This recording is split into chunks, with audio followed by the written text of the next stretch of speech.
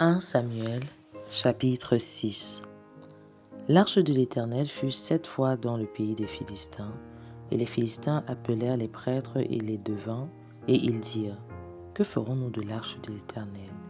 Faites-nous connaître de quelle manière nous devrons la renvoyer en son lieu. » Il répondit, « Si vous renvoyez l'arche du Dieu d'Israël, ne la renvoyez point à vide, mais faites à Dieu une offrande pour le péché, alors vous guérirez, et vous saurez pourquoi sa main ne s'est pas retirée de dessus de vous. » Les Philistins dirent, « Quelle offrande lui ferons-nous? » Il répondit, « 5 humeurs d'or et 5 souris d'or, d'après le nombre de princes des Philistins, car une même plaie a été sur vous tous et sur vos princes.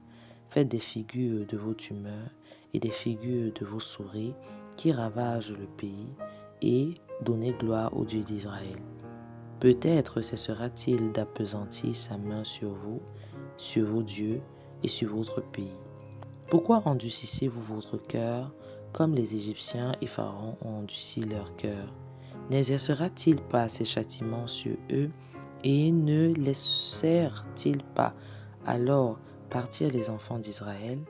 Maintenant, faites un char tout neuf et prenez 2 vaches qui allaitent et qui n'aient point porté de joug.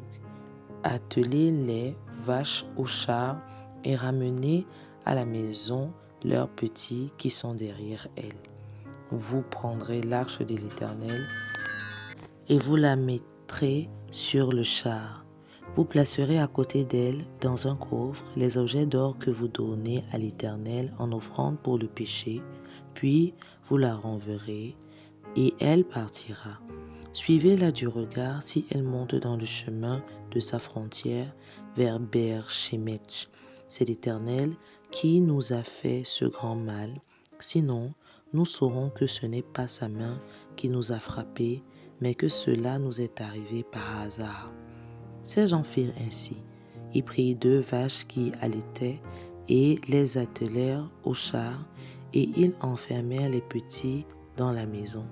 Ils mirent sur le char l'arche de l'Éternel et le coffre avec les souris d'or et les figures de leurs tumeurs. Les vaches prirent directement le chemin de Beth-Shemesh. Elles suivirent toujours la même route en mugissant, et elles se détournèrent ni à droite ni à gauche.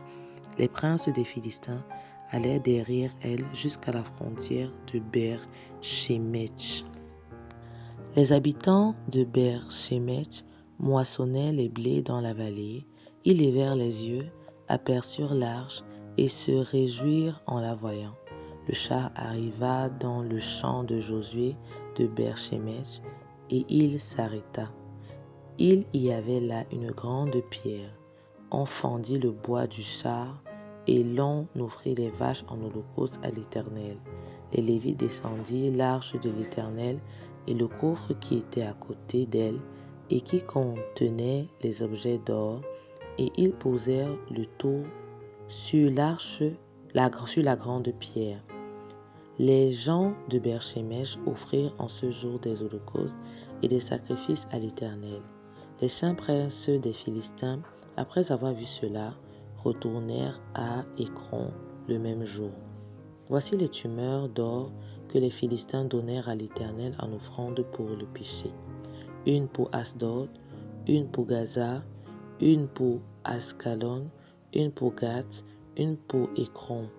Il y avait aussi des souris d'or selon le nombre de toutes les villes des Philistins appartenant aux 5 chefs dans les villes fortifiées que des villages sans murailles. C'est ce qu'atteste la grande pierre sur laquelle on déposa l'arche de l'Éternel et qui est encore aujourd'hui dans le champ de Josué de Beth-Shemesh. L'Éternel frappa les gens de Beth-Shemesh lorsqu'ils regardaient l'arche de l'Éternel. Il frappa 70 hommes parmi le peuple. Et le peuple fut dans la désolation parce que l'Éternel l'avait frappé d'une grande plaie. Les gens de Beth-Shemesh dirent, « Qui peut subsister en présence de l'Éternel, de ce Dieu saint? Et vers qui l'arche doit-elle monter en s'éloignant de nous? » Ils envoyèrent des messagers aux habitants de Kirjath Jearim pour leur dire: les Philistins ont ramené l'arche de l'Éternel, descendez, faites-la monter vers vous.